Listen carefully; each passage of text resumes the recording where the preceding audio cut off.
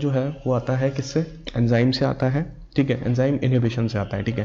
तो पहला क्वेश्चन देख पा रहे हो कि इसमें लिखा हुआ है कि enzymatic reaction exhibits Michaelis Menten kinetics for this reaction on doubling the concentration of the enzyme while maintaining S is greater than of E not. यानी कि समझने की बात ये है कि जब मैंने एंजाइम इनहिबिशन पढ़ाया था, मेरा सेशन पड़ा हुआ है यूट्यूब का चैनल पर, ठीक है, तो वहाँ जाके देखना, मैंने ये चीज़ बहुत अच्छे से बताई है और समझाया है, पहले भी बताया है। हाँ रिया, लास्ट सेशन में एक नहीं 2 क्वेश्चंस रह गए थे, टू और 3 क्वेश्चंस रिमेनिंग है, so don't worry, we will discuss those afterwards, okay, no problem with that. तो इस क्वेश्चन पे आ जाते हैं। तो क्वेश्चन में लिखा हुआ है कि हमें Vmax और Km का चेंज बताना है, ठीक है।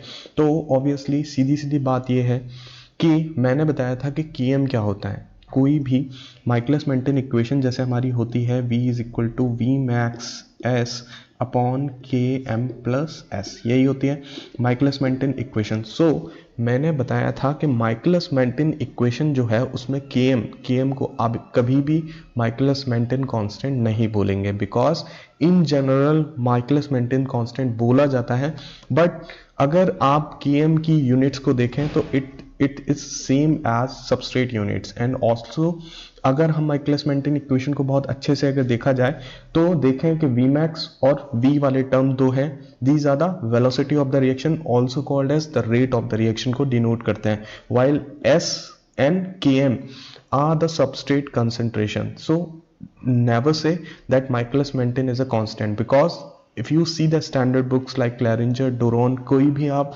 standard book biochemistry की देखो, Stryer देखो, everywhere you will find that Km is not some Michaelis Menten constant. It's clearly written there the Km has the units as the substrate has the units, ठीक है। So the Km पे बात करते हैं तो Km is the substrate concentration. It's the substrate concentration which will bind to the active site of the enzyme. If this is the active site of the enzyme and the substrate molecule which is binding here, ठीक है, will be called as क्या, Km, because it is the substrate concentration which is binding to the active site of the enzyme, या it is also called as it is the substrate concentration at which a half of the active site of the enzymes are fulfilled, ठीक है। So here in this question it's saying कि both के जो answer will be of this question will be B, because if you increase the enzyme concentration then there will be no increase in the Km, because Km is the substrate concentration which is binding to the active site of the enzyme. Because if you have 100 enzyme molecule and if you double the concentration, यानी कि पहले अगर enzyme concentration हमारे पास 200 molecules थी, अगर आप 200 enzyme molecule भी कर देते हो तब भी Km हमेशा सेम रहता है, बिकॉज द एक्टिव साइट तो उतना ही है ना, सबस्ट्रेट तो उतना ही बाइंड करेगा ना, that's why the Km never changes, only and only the Vmax, the velocity of the reaction or the rate of the reaction became change. बोलो, समझ में आई बात, क्लियर है इतनी बात सभी लोगों को? बोलो या आकांक्षा, गुड मॉर्निंग। हाँ सही है ना, क्लियर है? बोलो भाई, बोलो, सब लोग बताओ, आ रही है बात समझ में? हाँ ओके ठीक है। तो पहला क्वेश्चन तो ये हो जाता है जो हमारा एंजाइम से था, ठीक है। Now coming to the next question. The next question is from the chemostat. It's given कि 5 liter chemostat is fed fresh medium at the 0.2, यानी कि हमें क्या दे रखा है, एक तो वॉल्यूम ऑफ द फर्मेंटर, यानी कि वॉल्यूम ऑफ द फर्मेंटर दे रखा है, ठीक है। ऑल्सो हमें मीडियम का फ्लो रेट दे रखा है, ठीक है। हमसे पूछा क्या गया है यहाँ पे, the rate of consumption of the substrate in the reactor is. अब देखना यहाँ पे बहुत सारे लोगों को दिक्कत आती है, तो ध्यान से देखना।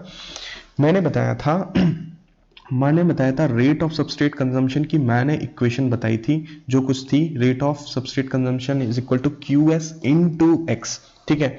ये हमारी बेस इक्वेशन है for the rate of substrate consumption या रेट ऑफ सबस्ट्रेट अपटेक कहते हैं, चाहे रेट ऑफ सबस्ट्रेट कंजम्पशन कहें चाहे रेट ऑफ सबस्ट्रेट अपटेक कहें, दोनों ही एक ही बात है, ठीक है। तो ये हमारे पास बेस इक्वेशन है रेट ऑफ सबस्ट्रेट अपटेक की, ठीक है। अब देखना क्या होता है कि हमने जब इक्वेशन पढ़ी तो बायोमास की इक्वेशन को अगर देखा जाए तो in a chemostat we know that RS is equal to as it is. देखना हम डेराइव कर रहे हैं कि रेट ऑफ सबस्ट्रेट कंजम्पशन इस पर्टिकुलर क्वेश्चन के लिए कैसे डेराइव होगी कीमोस्टैट के लिए। तो देखना कि ये तो हमारा QS हो गया, और x की वैल्यू हम लोग क्या लिख सकते हैं इन अ कीमोस्टैट। बायोमास की जो इक्वेशन होती है YXS S in the feed minus S residual, ठीक है। तो ये हमारे पास इक्वेशन निकल के आती है, ठीक है। लेकिन अब हमारे पास इस क्वेश्चन में, पर्टिकुलर क्वेश्चन में हमारे पास YXS की वैल्यू नहीं दे रखी है, तो और ना ही QS की वैल्यू दे रखी है। So how we can change these values. So we know that very well कि हम अच्छे से जानते हैं कि हमने इक्वेशन पढ़ी थी कि अगर हम yield of biomass from the substrate की अगर इक्वेशन देखें तो हम क्या लिखते हैं, रेट ऑफ कंजम्पशन, वो rate of growth of the biomass upon rate of substrate consumption, ठीक है। So we can write this mu into X upon QS into X, ठीक है। यहां से x और x कैंसिल हो जाएगा। तो क्या बताओ कि यहां से QS की अगर हम वैल्यू निकालें, ये हमारा YXS था, ठीक है। तो यहां से QS की वैल्यू को अगर आप सॉल्व करोगे तो that will come about Q upon YX into S, ठीक है।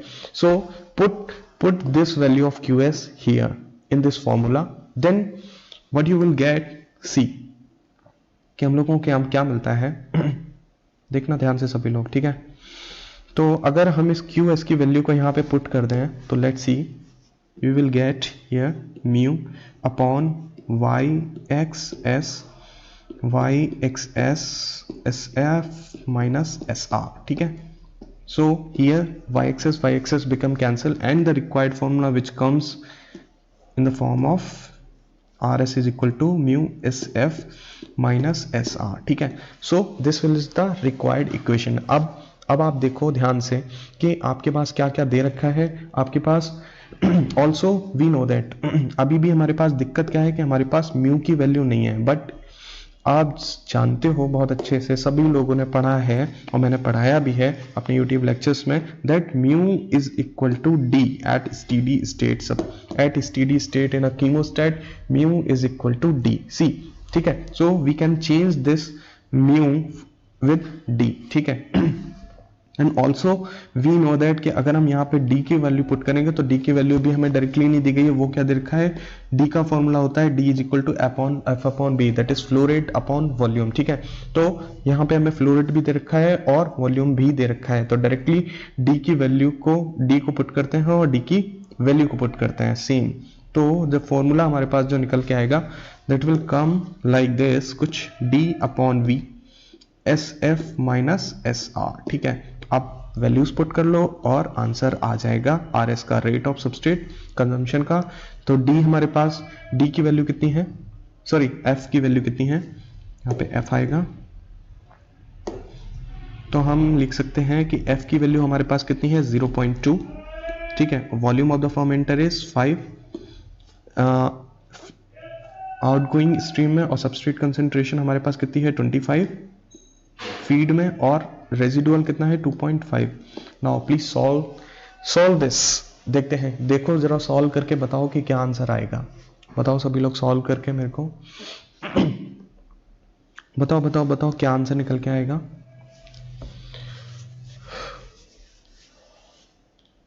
सब लोग जरा सॉल्व करके बताओ क्या आंसर निकल के आएगा। हो रहा है, I am not able to understand कौन सी सबस्ट्रेट कंसर्न दी गई है। ओके सो देखना, feed is the substrate concentration which you fade into the reactor. जो हमने, जैसे रिएक्टर के हमने जो फीड किया, जो फीड सबस्ट्रेट कंसंट्रेशन दी, that is written as S feed, ठीक है। Don't confuse it with S final, ठीक है। ये final concentration of the substrate नहीं है, ये क्या है, फीड कंसेंट्रेशन है, ठीक है।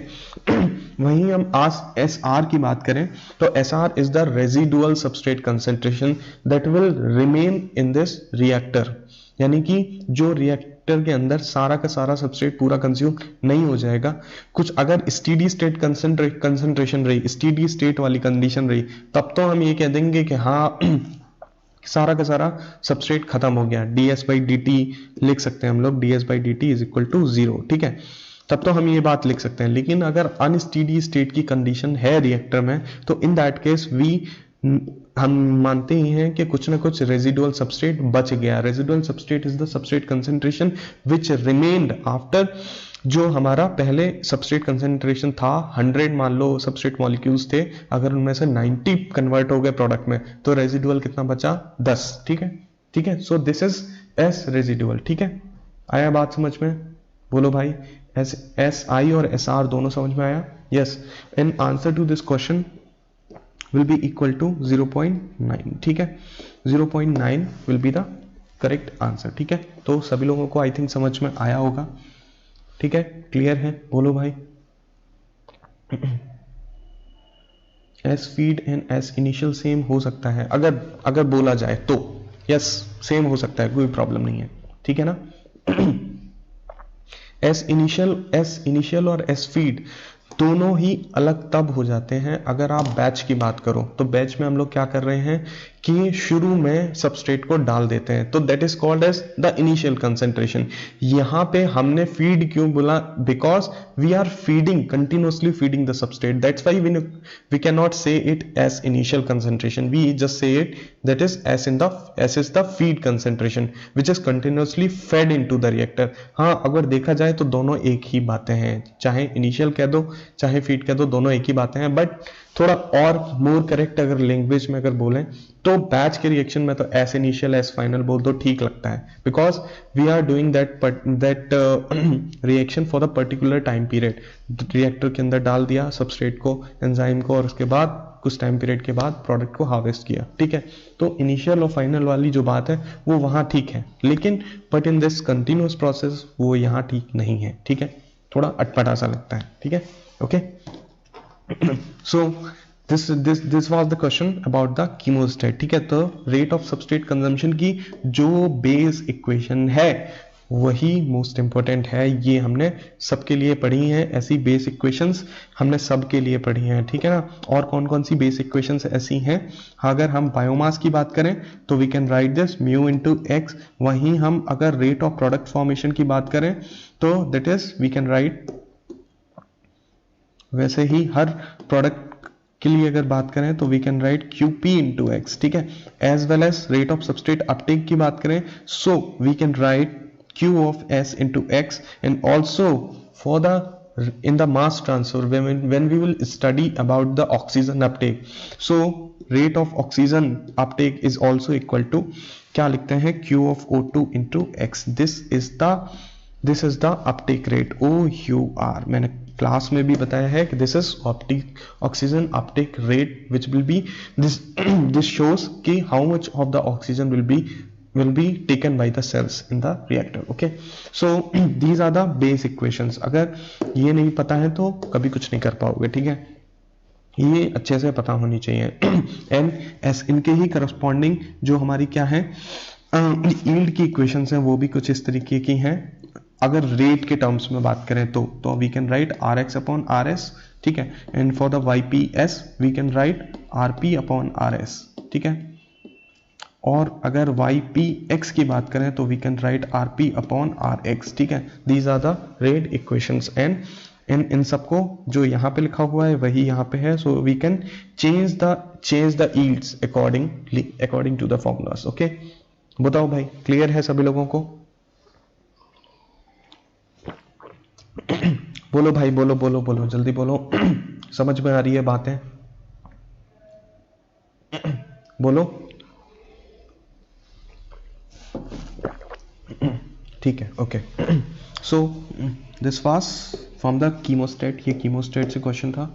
ठीक है, नेक्स्ट क्वेश्चन पे आ जाते हैं। Next question is from optical density. ठीक है, वैसे तो this is a question from the microbiology, but ठीक है, बट इट्स ओके, कोई बात नहीं, हम लोग फिर भी सॉल्व करके देख लेते हैं। तो हमसे पूछा है the rate growth rate per hour for this culture हमें निकालना है। ठीक है, तो ऑप्टिकल डेंसिटी और ग्रोथ रेट में जो फॉर्मूला होता है, जो रिलेशन होता है, वो एज इट इज डायरेक्टली याद रखना। ठीक है, तो जो होता है वो फॉर्मूला कुछ ये होता है ln OD2 upon OD1, optical density 2 upon optical density 1 upon T2 minus T1। This is the rate of growth rate और ऑप्टिकल डेंसिटी के बीच में ये रिलेशन होता है, ठीक है। तो डायरेक्टली हमें कुछ नहीं करना है, वैल्यूज दे रखी है एज इट इज, वैल्यूज को पुट कर दो, कुछ नहीं करना है, ठीक है। तो यहाँ से हम ln की वैल्यू बोलें तो OD1 की वैल्यू अगर OD2 की वैल्यू अगर देखें, बिकॉज OD2 ऊपर रखा जाएगा, OD1 नीचे, तो 0.6, OD1 की वैल्यू अगर बोलना है तो 0.3, ठीक है, upon T2 minus T1 is, T2 is 4 minus 2। सो यहाँ से जो इक्वेशन निकल के आएगी फाइनली जरा इसको सॉल्व कर लो और देखो क्या आंसर निकल के आता है। यहाँ पे ये log 2 आ जाता है, log 2 अपॉन 2 आ जाएगा, और इसको अगर हम सॉल्व करेंगे तो ये log 2 की वैल्यू होती है 0.693 अपॉन 2। तो जरा सॉल्व करके बताओ RG की वैल्यू कितनी आएगी, ग्रोथ रेट की वैल्यू कितनी आएगी, जरा सब लोग सॉल्व करके बताओ, जल्दी बताओ क्या आंसर आएगा। बताओ भाई, बताओ, जल्दी बताओ क्या आंसर आएगा, बताओ, जल्दी बताओ सब लोग सॉल्व करके। 0.693 upon 2, yes, 0.34 is the correct answer, yes, या 0.34। So this will be the growth rate, ठीक है। सो ये इस तरीके से सॉल्व होगा, ठीक है, पर ग्रोथ रेट पर आवर में होगा, ठीक है, okay. So this is the required answer, ठीक है। नेक्स्ट क्वेश्चन पे आते हैं, नेक्स्ट क्वेश्चन देख लेते हैं। ये इस तरीके के जो क्वेश्चंस अब आप देख रहे हो कि केमिकल कंपोजिशन में पूछा है, मास परसेंटेज ऑफ कार्बन पूछा गया है, इस तरीके के, बिलीव मी, इस तरीके के क्वेश्चन बहुत कॉमन है और हर साल आ रहे हैं, ठीक है। ये 2017 का पेपर है, यही इस तरीके का ही सेम क्वेश्चन 2020 के पेपर में पूछा गया था। जरा सब लोग जाके देखना 2020 का पेपर, जो मैं ये क्वेश्चन सॉल्व कर रहा हूँ इसी के बेस पे same as it is question 2020 के पेपर में भी लास्ट ईयर ही आया था, ठीक है।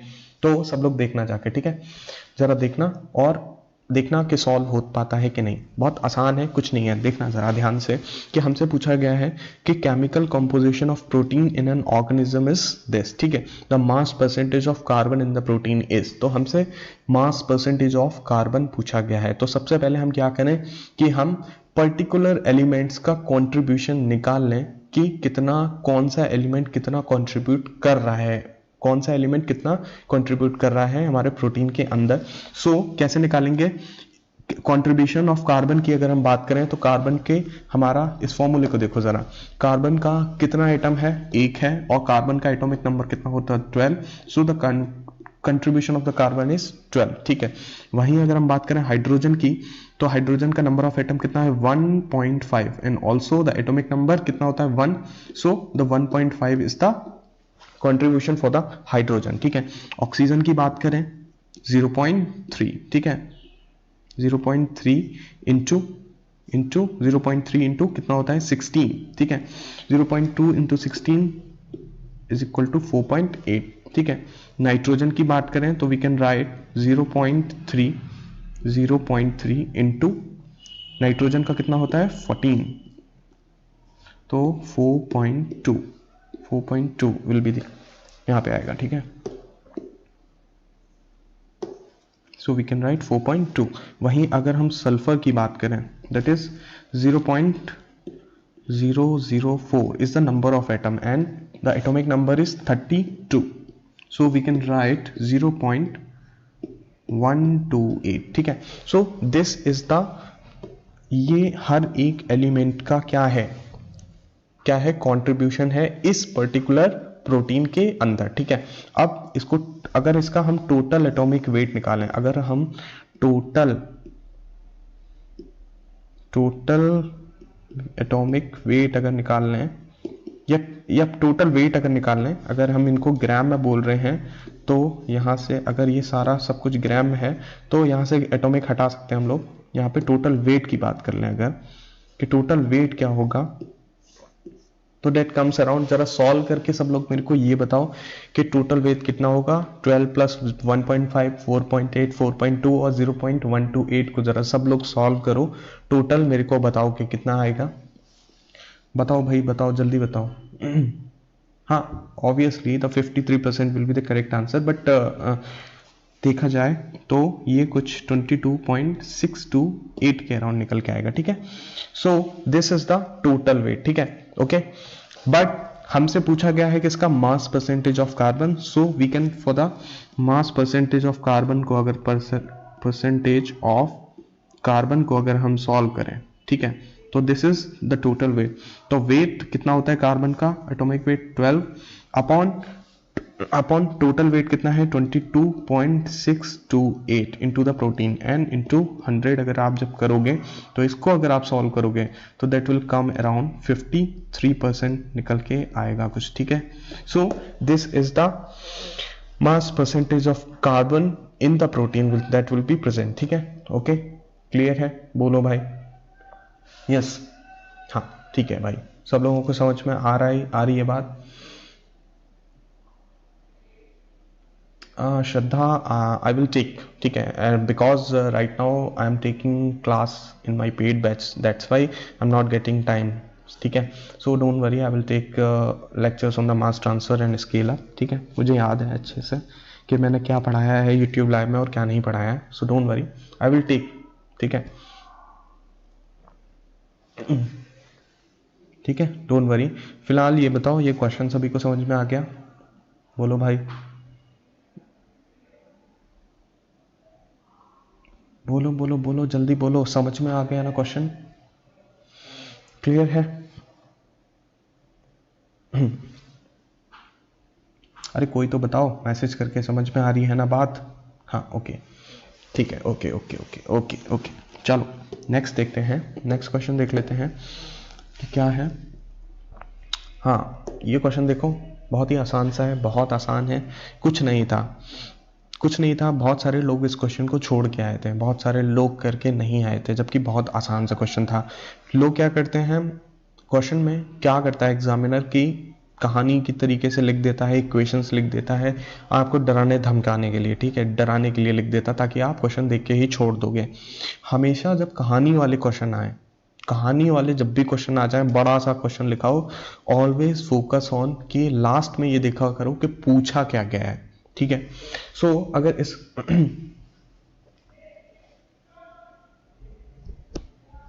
हाँ अगर 2 मॉलिक्यूल्स होते हैं, या obviously we will multiply with the 2, yes obviously, yes Bhumika, obviously अगर 2 मॉलिक्यूल्स होते हैं तो हमें 2 से मल्टीप्लाई करना पड़ता, ठीक है, ये तो जस्ट जनरल सी बात है इसमें तो, ठीक है, ओके।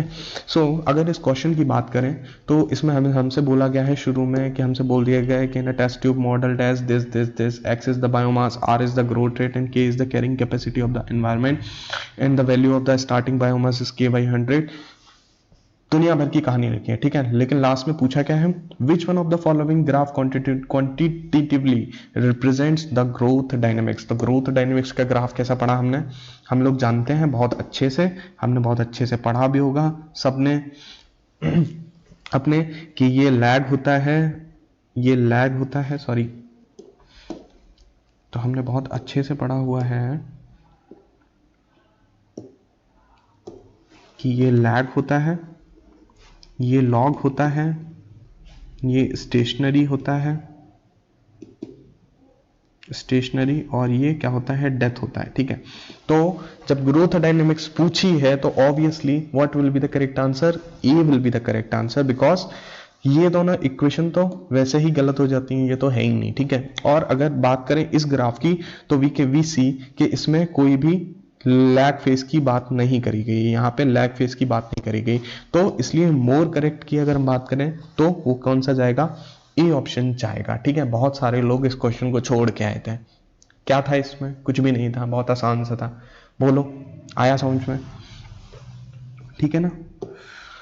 सो अगर हम नेक्स्ट क्वेश्चन की बात करें so next question is from the zero order liquid phase reaction, ठीक है, A is converting to B and K is the rate constant, is being carried out in a batch reactor with K 10 की power -3 moles per minute and if the starting concentration of A is 0.1 moles per liter, the time taken by the system before A is exhausted in a 100-liter reactor is, ठीक है। तो सीधी सीधी बात है, zero order reaction से question है, ठीक है। Zero order reaction का फॉर्मूला क्या था, हमने पढ़ा था कंसंट्रेशन ऑफ, अगर हम यहाँ पे concentration of CA initial minus CA final is equal to K into T. This is the equation for the zero order reaction. ठीक है, ये जीरो ऑर्डर के लिए इक्वेशन है. ठीक है, हमसे बोला क्या गया है कि हमें वो कंसंट्रेशन, वो टाइम बताना है जब A क्या हो जाएगा, खत्म हो जाएगा रिएक्टर में.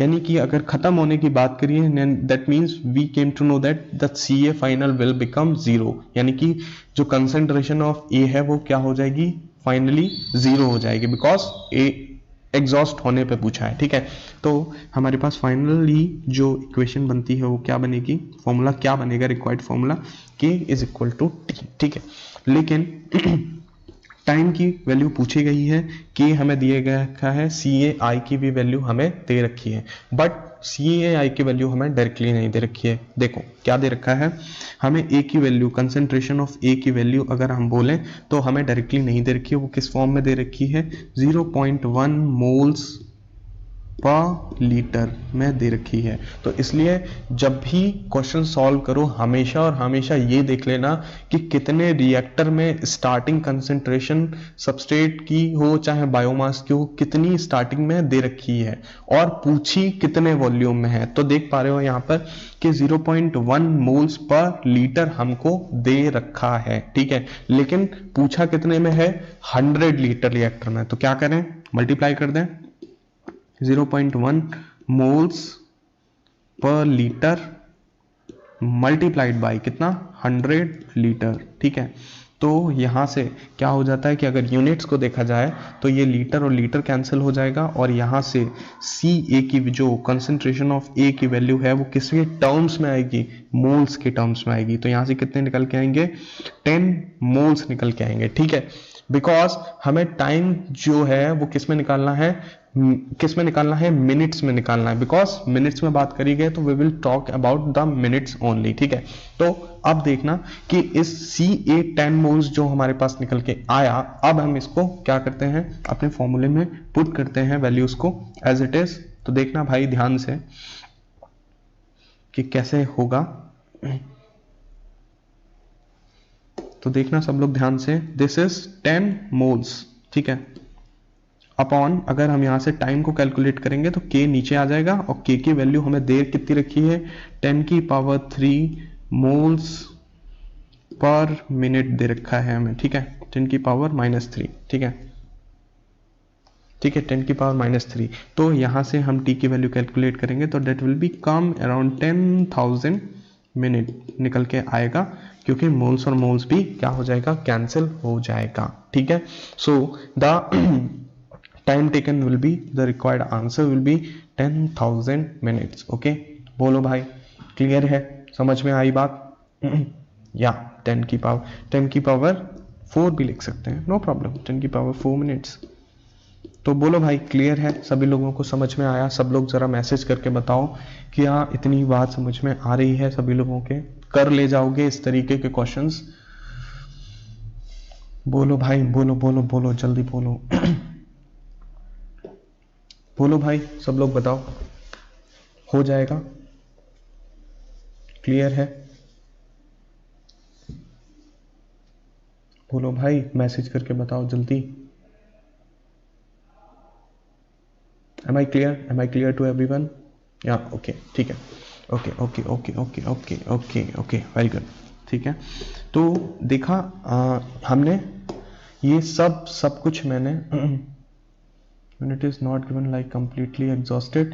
तो अगर completely exhausted नहीं दिया जाएगा then the substrate that is the concentration of A will be finally आपको बताई जाएगी कि कितना बचा हुआ है. ठीक है, तो फाइनल कंसंट्रेशन आपको बताई जाएगी, क्वेश्चन में मेंशन किया जाएगा. ऐसा नहीं होगा कि अगर एग्जॉस्ट नहीं हो रहा है तो फाइनल कंसंट्रेशन आपको नहीं देगा, बिकॉज अगर नहीं देगा तो क्वेश्चन आप सॉल्व ही नहीं कर पाओगे. ठीक है, तो अगर नहीं होगा तो बताया जाएगा. ठीक है, ऑब्वियसली मणिकांता, अगर फाइनल कंसंट्रेशन दी जाएगी तो we will put the final concentration ना. तो हम फाइनली जैसे जीरो कंसीडर कर रहे हैं कि एग्जॉस्ट होने पे जीरो कंसीडर कर रहे हैं, वो नहीं करेंगे. जो भी फाइनल कंसंट्रेशन दी होगी उसको लेके उसको फॉर्मूले में पुट कर देंगे as it is. What's the problem with that thing? Okay, so next question जो है वो हमारा बड़ा अच्छा सा है, ये भी हमारा जस्ट मैथमेटिक्स और रीजनिंग पे है, मोल्स वगैरह पे ही है, बहुत आसान सा है। जरा सब लोग ध्यान से देखना और देखते हैं कि कितने लोग इस चीज को समझ पाते हैं या सॉल्व कर पाते हैं। बहुत आसान सा है, देखना। हमसे बोला है गया है कि during anaerobic growth an organism converts glucose into biomass, ethanol, acetaldehyde and glycerol. ठीक है, every mole of carbon present in the glucose get distributed among the products as follows। ठीक है, तो उसने हमें ये बता दिया है कि 1 मोल कार्बन जब यूज हो रहा है ग्लूकोज का, तो वो कहां कहां कितना कितना जा रहा है। ठीक है, कार्बन की बात करी उसने हमें। ठीक है, कार्बन के मोल्स बताए हैं हमें। ठीक है, तो अब देखना, ध्यान से समझना मेरी बात। हमसे पूछा गया है from 1800 gram of glucose fed to the organism the ethanol produced is. तो उसने हमसे 1 ग्राम की तो बात कर दी, 1 ग्राम का हमें डिस्ट्रीब्यूशन बता दिया कि 1 ग्राम कार्बन जो है वो ग्लूकोज का वो किस तरीके से डिस्ट्रीब्यूट हो रहा है। हमसे पूछा गया है क्या है कि अगर 1800 ग्राम ऑफ ग्लूकोज दिया तो बताओ कि कितना कार्बन जो होगा वो as in the form of ethanol, या इथेनॉल की प्रोडक्शन कितनी होगी। ठीक है, तो ध्यान से देखना और ध्यान से समझना कि हमारे पास ग्लूकोज कितना है, 1800 ग्राम्स है। ठीक है, एंड वी नो दैट कि हमारे पास मॉलिक्यूलर वेट ऑफ ग्लूकोज कितना होता है, 180 होता है। ठीक है, तो यहां से कितना निकल के आएगा, ये कितना निकल के आएगा, 10 मोल्स निकल के आएंगे। यानी कि 1800 ग्राम को और ग्लूकोज को अगर हम मोल्स में कन्वर्ट करें तो वो कितना निकल के आएगा, 10 मोल्स निकल के आएंगे। ठीक है, बोलो इतनी बात समझ में आ रही है? बोलो 10 मोल्स ऑफ क्या होंगे, ग्लूकोज होंगे। ठीक है, ठीक है, ठीक भाई, ठीक है, 10 मोल्स ऑफ क्या होंगे, ग्लूकोज होंगे। ठीक है, अब हमसे मोल्स में भी किस में बात करी है, मोल्स ऑफ कार्बन की फॉर्म में बात करी गई है। तो अगर हम 10 मोल ऑफ C6H12O6 की बात करें, O6 की अगर बात करें तो इसमें मोल्स ऑफ कार्बन एटम कितने प्रेजेंट होंगे, बताओ, कोई बता सकता है कितने कार्बन एटम प्रेजेंट होंगे, मोल्स ऑफ कार्बन एटम कितने होंगे, कितने मोल्स ऑफ कार्बन एटम होंगे? सीधी सिंपल बात है, 10 मोल्स हैं हमारे पास। Number of atoms of carbon in the glucose कितने हैं, 6, तो that will be equal to 60 moles C atom will be present.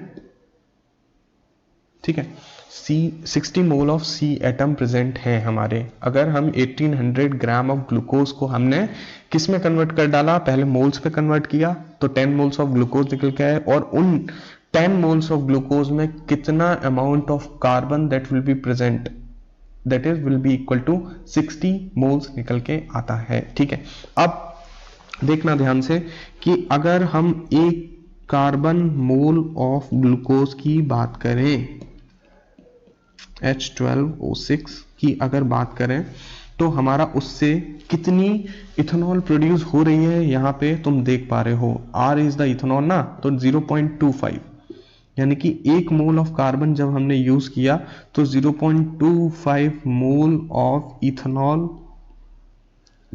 Produce हो रहा है। ठीक है, ये बात हमें क्वेश्चन में बोली गई है। मॉलिक्यूलर वेट ऑफ, अगर हम ग्लूकोज की बात करें तो कितना होता है, 180।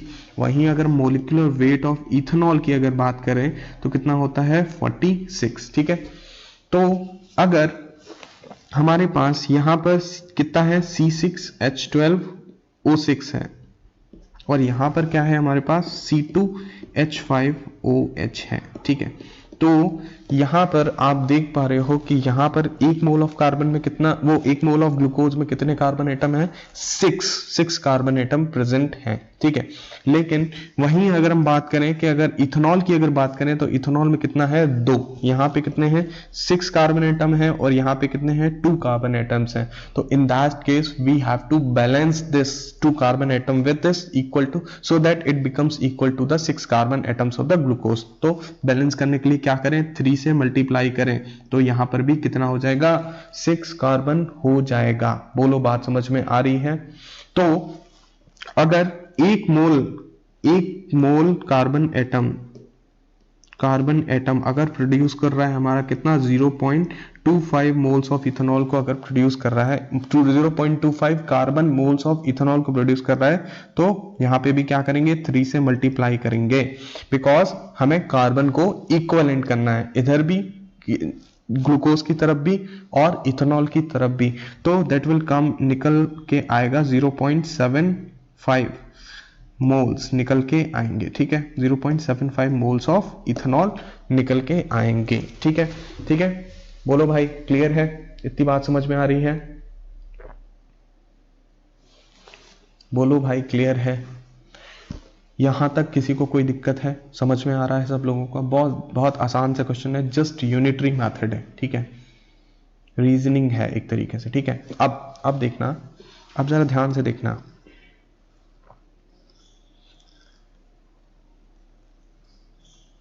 ये जो हमने बात करी और ये जो हमने 0.75 मोल्स निकाले, ये कितने मोल्स के लिए हैं? एक कार्बन मोल के लिए है। ठीक है, ये एक कार्बन मोल ऑफ ग्लूकोज की बात करी गई है। अब अगर इसके आगे हम बात करें, हमारे पास पूछा कितने में है? 1800 ग्राम, यानी कि हमने क्या निकाला था?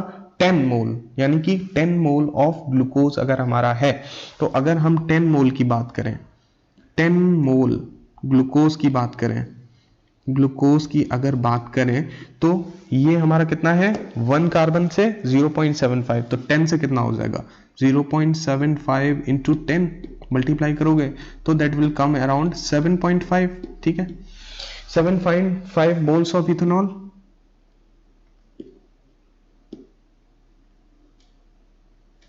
ठीक है, तो 7.5 मोल ऑफ इथेनॉल निकल के आएगा किससे?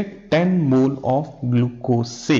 अब बहुत सिंपल है, कुछ नहीं, हमारे पास जब मोल्स है तो क्या करें? जस्ट क्या करो, इथेनॉल का हमारे पास मॉलिक्यूलर वेट हमको पता है कि क्या होता है, तो देखना ध्यान से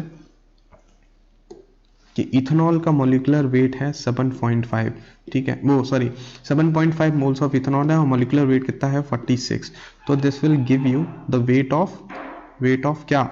C2H5OH। ठीक है, this will give you the weight of the C2H5OH that will be produced from this 1800 gram of glucose. तो जरा मल्टीप्लाई करो और मेरे को बताओ कि 7.5 इंटू 46 मल्टीप्लाई करने के बाद क्या आंसर निकल के आएगा? सब लोग जरा बताओ मुझे, बताओ बताओ बताओ, जल्दी बताओ आंसर कि क्या आएगा? 7.5 multiplied by 46, yes 345 will be the 345 grams of ethanol. ठीक है, सो 345 gram of ethanol will be produced from this 1800 grams of glucose. ठीक है, बोलो भाई समझ में आया?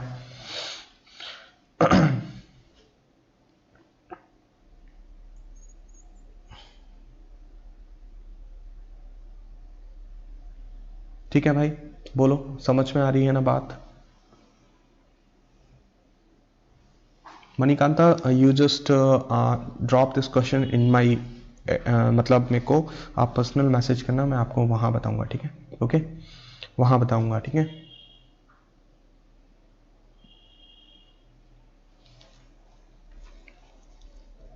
ठीक है, ओके, चलो। तो अगर यही अगर आपसे, तो यहां तो हमसे ये पूछा गया कि 1800 ग्राम ऑफ ग्लूकोज से कितनी ग्राम ऑफ इथेनॉल प्रोड्यूस हो रही है, हमने निकाल लिया। ठीक है, 345 ग्राम ऑफ इथेनॉल प्रोड्यूस हो रही है। ठीक है, लेकिन अगर मैं यही पूछता कि बताओ कि कितना परसेंट कार्बन जो है या कितना मोल्स ऑफ कार्बन है that will be present as ethanol, अगर 10 मोल ऑफ कार्बन एटम की अगर हम बात करें, सॉरी जस्ट अ मिनट, मैं बताता हूं, समझाता हूं कि मैं क्या बोलने की कोशिश कर रहा हूं। हमने बोला कि हमारे पास 10 मोल ऑफ ग्लूकोज से 10 मोल ग्लूकोज है, 10 मोल ग्लूकोज है। ठीक है, ग्लूकोज है, उससे हमने क्या निकाला कि हमारे पास 10 मोल ऑफ ग्लूकोज में कितना परसेंट कार्बन प्रेजेंट है? 60 mol of carbon, sorry 60 mole carbon atom present है, 60 मोल सी एटम प्रेजेंट है। ठीक है, तो अब बताओ अगर मैं ये पूछूं कि इस 60 मोल में कितना इथेनॉल एज अ कार्बन, मतलब कितना परसेंट कार्बन जो है, कितने moles of carbon that will be present as ethanol, कैसे निकालेंगे? तो ध्यान से देखना कि मोल्स ऑफ 10 मोल ग्लूकोज से क्या है, 60 कार्बन एटम है, ठीक है, 60 मोल कार्बन एटम है, ठीक है, 60 मोल सी एटम है, ठीक है। तो बताओ कि इस 60 मोल कार्बन एटम में कितने mole carbon atom as ethanol present होंगे? बताओ, कोई बता सकता है? कोई बता सकता है कि इस 60 मोल कार्बन एटम में कितना मोल कार्बन एटम प्रेजेंट होगा एज इथेनॉल? कोई बता सकता है? अगर मैं ये बोलूं तो थोड़ा सा चेंज कर देते हैं अगर क्वेश्चन को, तो बता सकते हो कि कितने मोल कार्बन एटम प्रेजेंट होगा एज इथेनॉल? किसी के पास कोई आंसर है? कोई भी बता सकता है इस क्वेश्चन को?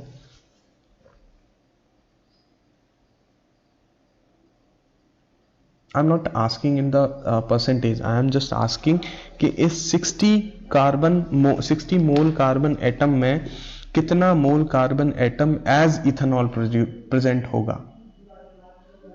तो जिन लोगों को नहीं समझ में आ रही है बात, वो मेरी बात समझना कि आर द प्रीवियस वीडियोज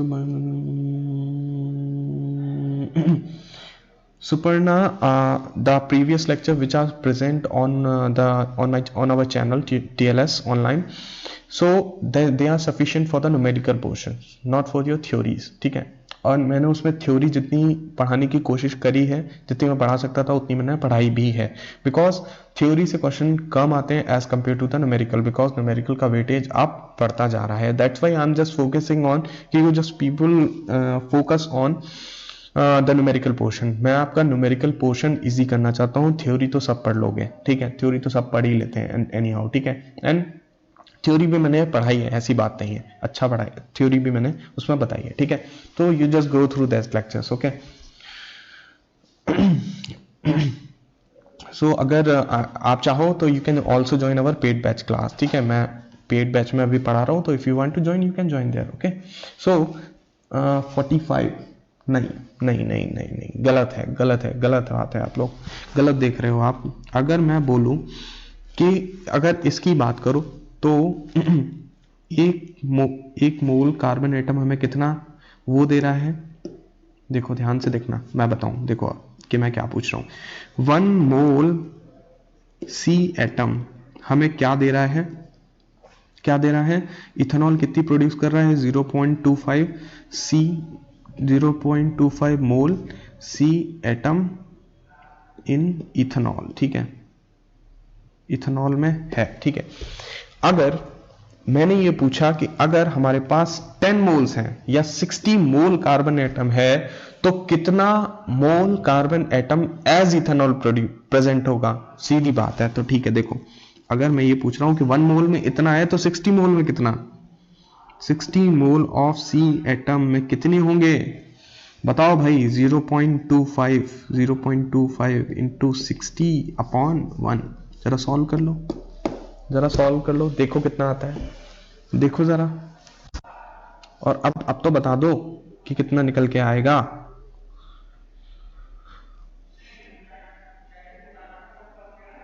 बताओ भाई, अब तो बताओ कि कितना निकल के आएगा। 0.25 इंटू 60 कर दो भाई, तो ये 15 मोल निकल के आएगा C atom, 50 mole of C atom that